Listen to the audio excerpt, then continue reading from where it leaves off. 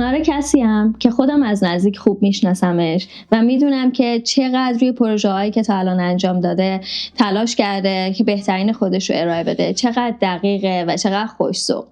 پریسیمای عزیز، پریسیما جون، من که میشناسمت، میخوای خودتو برای کسی که دارن ما رو میبینن معرفی کنی؟ مرسی عزیزم. من پریسیما هستم همونطور که گفتی و خیلی خوشحالم که الان با هم نشستیم صحبت میکنیم و اینکه میدونی خیلی برای من همیشه سخته که بیام جلوی دوربین و توی اسپاتلایت باشم و همیشه دوست دارم اون پشت مشتا باشم و کار خودم رو انجام بدم، ولی دوست دارم یه جورایی بعد از این همه سال یه فرصتی برام پیش اومده که بتونم یه صحبتی با مخاطبان که حالا ممکنه برنامه‌های ما رو بخوان بیان ببینن و تجربه کنن، دوست دارم که یه صحبت دوستانه‌ای داشته باشم و خوشحالم از این بابت. من حالا اگه بخوام از خودم بگم، یه در واقع خودم هنرمند هیچ وقت ندونستم، ولی از بچگی کارهای هنری کردم و از 5 سالگی نقاشی و مجسمه سازی و از این داستانا دیگه. تو ایرانم که خب درسم تو در زمینه هنر و طراحی پارچه و لباس بود، ولی خب شغل اصلی من همیشه یعنی شغل روزانه من توی پارچه و لباس بود همیشه، ولی در کنارش فعالیت‌های هنری همیشه بوده. چرا یلدا؟ خیلی جالبه، همیشه یلدا واسه من یه شب خاص بوده، به این دلیل که شب تولدم بوده. من شب یلدا به دنیا اومدم، ولی در نیمکره شمالی، و همیشه با اینکه الان 6 ماه فاصله، یعنی 6 ماه تفاوته دیگه، الان اونجا تابستونه و ما اینجا زمستون، ولی این حس طولانی ترین و تاریک ترین شب سال به من دقیقا همون حسو همیشه میده. انگار که تولدمه و همون بوها، همون حسا، اینکه همیشه به خاطر تولد منم که شده ما یه عده آدم دور هم جمع می شدیم، حالا مامانم، مام بزرگم، خاله ها، مثلا جمع می شدیم دور هم و شب یلدا برگزار می کنیم و حالا یه کیک تولدم همیشه برای من بود و اینا. به خاطر همین برای من شب خاصی همیشه. چند سال بود راجبش فکر می کردم و امسال دیگه زمانش بود. امسال زمانش بود که اون ایده‌ای که تو فکرم بود رو کنار هم دیگه بذارم و اون فضایی که تو ذهنم پرداخت کردم و در واقع اجرایش کنم، هم از نظر بصری و هم از نظر المان‌های دیگه. از نظر بصری چیزی که تو ذهن منه یه جورای بازسازی مثلا میدون تجریشه.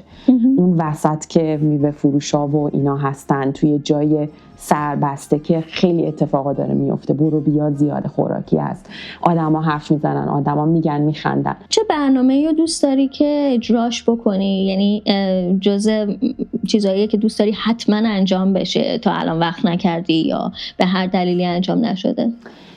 یکی از رویاهام اینه که یه جشنواره بومی را بندازم. میدونم تو خیلی از کشورها این کار کردن، مثلا تو کانادا یه گروهی دارن این کار رو انجام میدن.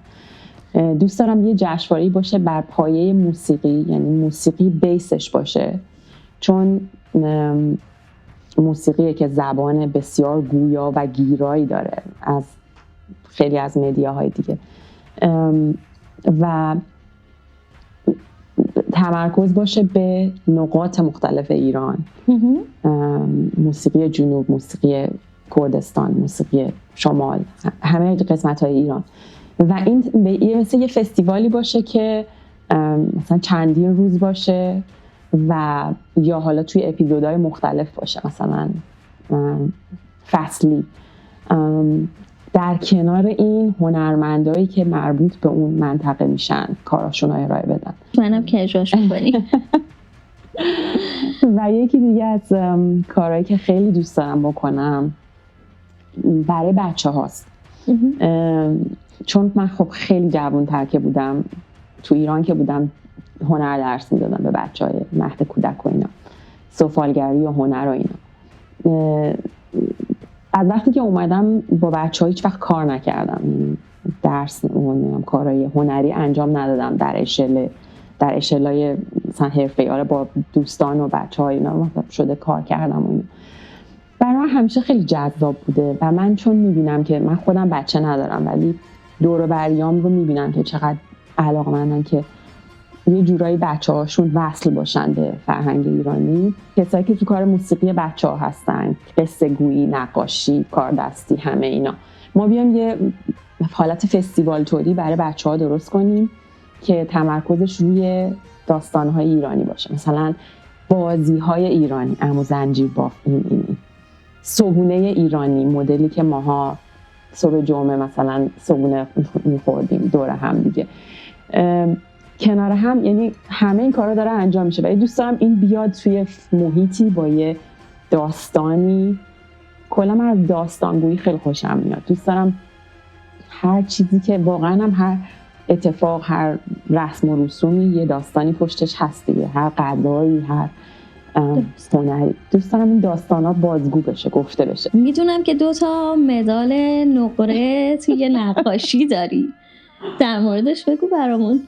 این مال خیلی سال پیشه. من خیلی بچه بودم. تو 2 سال مختلف من سال کانون پرورش فکری میرفتم و فکر کنم از 5 سالگی تمام دوره‌های نقاشی و نمیدونم برنامه‌هایی که اون زمان تو دهه 60 اجرا میشد دیگه با همون امکانات کم. و یادم مسابقاتی اجرا میشد اون موقع، مثلا نقاشی بچه‌ها رو با پست میفرستادن بعضی کشورها که مسابقات بین‌المللی بود، که هر دو اینا یه بار تو یوکوهاما یه بار تو توکیو من برنده شدم. بعد یادم اون موقع اسممو تو تلویزیون گفتن. من مثلا خیلی برای پدر مادرم خیلی افتخار برانگیز بود که مثلا اسم من به عنوان برنده شدن این مدال مثلا چیز بود، ولی برای ما هم باعث افتخاره. توی برنامه‌هایی که داری، اون کسایی که جزء تیمت بودن یا اسپانسر برنامه‌ت بودن، دوست داری که داستانشون شنیده بشه، دلیل چیه؟ خیلی برای من جالبه چون من عاشق قصه گوییم و اینکه همه آدم‌ها یه قصه‌ای دارن توی محصولاتشون، توی هنرشون، توی هر کاری که انجام میدن، یه اثری از خودشون به جا میذارن، این یه داستانی داره. و همیشه برای من جالبه که توی برنامه‌ها اون داستان دیده بشه، شنیده بشه و یک بار دراماتیک خوبی به کل اون پروژه میده. مثلا اگر که ما اسپانسری داریم که یک زن موفق مهاجری اومده اون بیزنس رو راه انداخته، از صفر شروع کرده و کلی زحمت کشیده براش و اون محصول رو داره به بازار ارائه میده، من هیچ وقت به عنوان یک کسی که برم مثلا اون محصولش رو بخرم و بیارم توی ایونت هم سرو کنم، هیچ وقت بهش نگاه نمی کنم.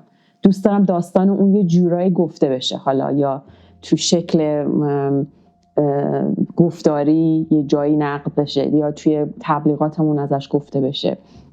خیلی این موضوع برای من موضوع مهمیه، چون از نظرم یه ایونت مثل یه مهمونیه، یه مجموعه که همه دست به دست هم میدن و اون کار رو انجام میدن.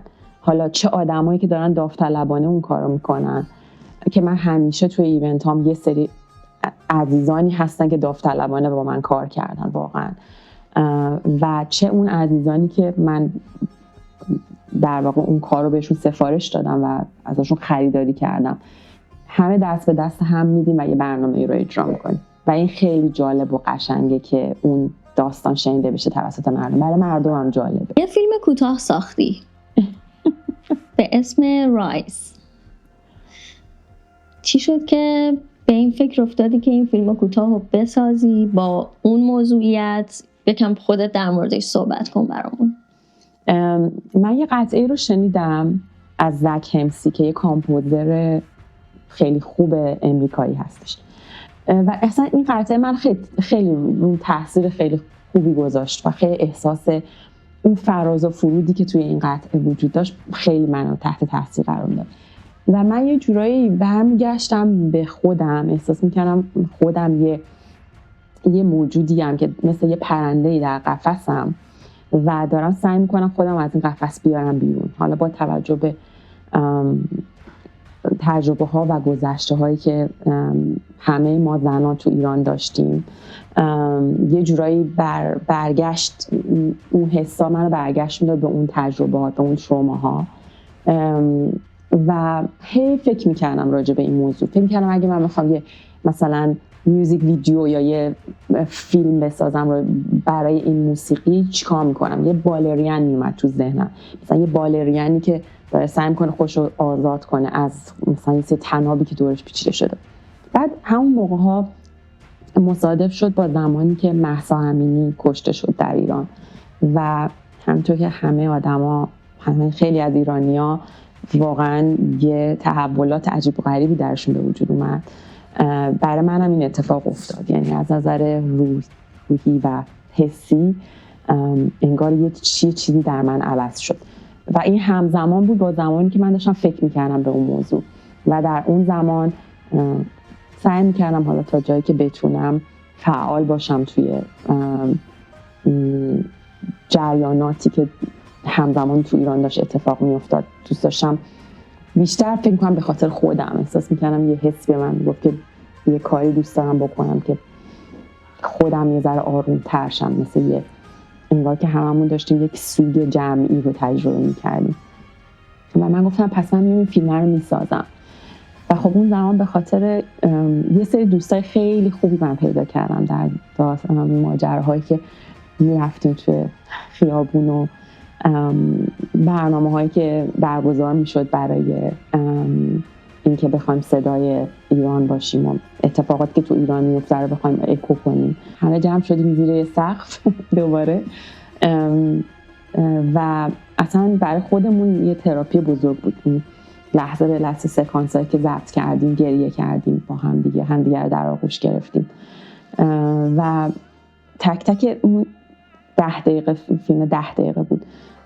برای من هر حرکت و هر قدمی که براش برداشته شد یه داستان بود. یعنی حتی ما اون موسیقی رو لحظه آخر که داشتیم فیلم رو ادیت می‌کردیم با رایان گفتش که این موسیقی خیلی آمریکاییه، این موسیقی یک حس ایرانی توش میخواد. من اون موقع با یه دختر نوازنده در ایران در ارتباط بودم که اسمش رو الان نمیبرم برای اینکه براش مشکل ممکنه پیش بیاد. دختر بسیار با استعداد و هنرمندی. بهش گفتم ببین من میخوام این موسیقی رو بهت بدم، تو با حس، این داستان این فیلمه، تو با حس خودت بیا تار بنواز روی این. من خودم عاشق تارم.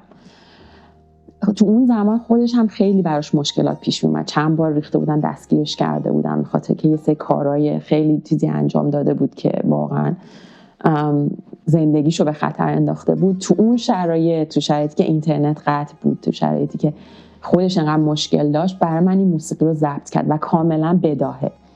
و اینکه رفته بود تو استودیو اینو برای من ضبط کرد، یعنی حتی میخواست فایل اینو برای من بفرسته 10 روز طول کشید چون اینترنت نمیتونست پیدا کنه که کیفیت بالا این فایل برای من بفرسته. یعنی حتی مثلا هنوز من احساساتی میشم راجعش حرف میزنم. حتی اون پروسه ارتباط برقرار کردن با یک زنی که در ایران انقدر هنرمنده ولی نمیتونه کارشو ارائه بده مثل همه جا، مثل عادی، مثل جای دیگه دنیا، اون پروسه برای من ارزشمنده. یعنی حتی فکر کردن بهش، اینکه کار اون زن تارنوازی که از اون سر دنیا تو اون شرایط این قطعه رو نواخت و فرستاد این ور دنیا، برای یه همچین کاری برای من خیلی واقعا ارزشمنده. خلاصه اینا انجام دادیم و خودم خیلی حس خوبی دارم بهش، ولی خب هرگز خودم رو فیلمساز نمیدونم و این فقط یه پروژه دلی بود برای من. جایی هستش که بتونن کسایی که دلشون میخواد این فیلم رو تماشا بکنن؟ روز جهانی زن اینو رو یوتیوب منتشرش کردم و خیلی دوست داشتم که دیده بشه، چون یه داستانیه که با اینکه خیلی ساده است، ممکن اصلا حرفه‌ای نباشه، واقعا یه کار آماتوره، ولی واقعا از دل و جون هممون اومده بیرون و مخصوصا اون موسیقی. خیلی عالی.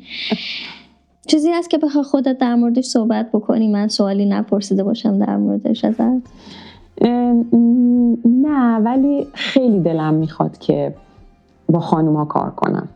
نمیخوام خیلی حالا جست فمینیستی بگیرم، ولی مخصوصا زنان مهاجر ایرانی که خیلی اینجا زحمت میکشن و همه اینا که بیزنس های خودشونو دارن، حالا چه تو کار هنرن چه تو کارهای دیگه، خیلی دوست دارم باشون کار کنم و خیلی دوست دارم یه پلی باشم برای اینکه کارشون رو گسترش بدن و من شاید بتونم یه پلتفرم کوچولویی باشم براشون که کارشون بیشتر دیده بشه یا تعداد بیشتری از آدما بخوان استفاده کنن از هنرش. تو همون تظاهرات یه ویدیو ازت دیدم که تو یه کلیپ خیلی کوتاه ساخته بودی و من اصلا رفتم مثلا 10 بار 20 بار اینو نگاه کردم. اینقدر برای من اون مدلی که ادیتش کرده بودی، اون موسیقی که روش گذاشته بودی، اینقدر برای من جذاب بود که دوست داشتم اون آدمی که این کلیپو درست کرده رو بشناسم. خیلی جالب بود که همون فکر کنم تو خیابون و اینا با هم فیس تو فیس شدیم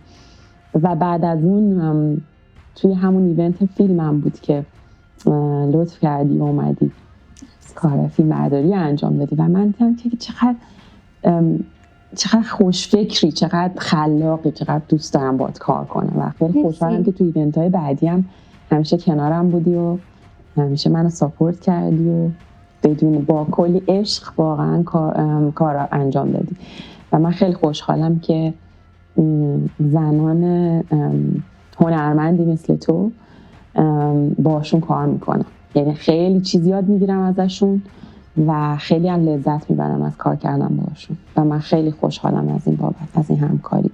مرسی، واقعا لطف داری. البته خودت خوب میدونی که خیلی کار کردم با تو رو دوست دارم، برام لذت بخش بوده همیشه و واقعا افتخار میکنم که باهات کار میکنم. مرسی عزیز. یه آرزوی یلدایی برای خودت، برای تیمت که دارم باهات کار میکنم و برای همه اون کسایی که قرار بیان و در کنار تو یلدا رو جشن بگیرن. من همیشه آرزوم برای همه آدما در همه شرایط صلح و عشق. مرسی که انقدر خوب و واقعی با احساس تجربیاتتو به اشتراک گذاشتی با ما. امیدوارم که هر ایونت جدیدی که میذاری از اون قبلیه بهتر و بهتر باشه. که بغلم به من بده بکنم از خیلی مهم نیست. مرسی از تو عزیزم.